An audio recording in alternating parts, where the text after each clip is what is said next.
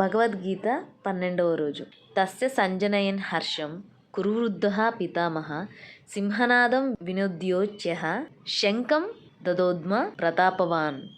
తస్య సంజనయన్ హర్షం కురువృద్ధః పితామహ సింహనాదం వినద్య ఉచ్చైః శంఖం దద్వం ప్రతాపవాన్.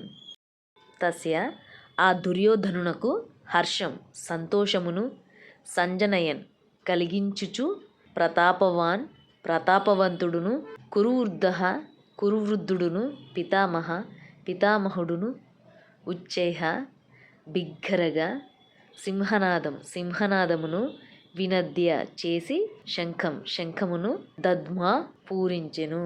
కురువృద్ధుడును ప్రతాపశాలియును అయిన భీష్మ పితామహుడు దుర్యోధనుని సంతోషపరుచుటకై ఉచ్చ స్వరముతో సింహనాదము చేసి తన శంఖమును పూరించెను.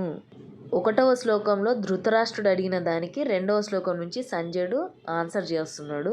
యుద్ధంలో ఉన్న మెయిన్ వారియర్స్ గురించి చెప్పిన తర్వాత ఈ శ్లోకంలో దుర్యోధనుడిని సంతోషపెట్టడానికి కాంచ్ షెల్ని ఊది వారికి రెడీ అని సిగ్నల్ ఇచ్చారు.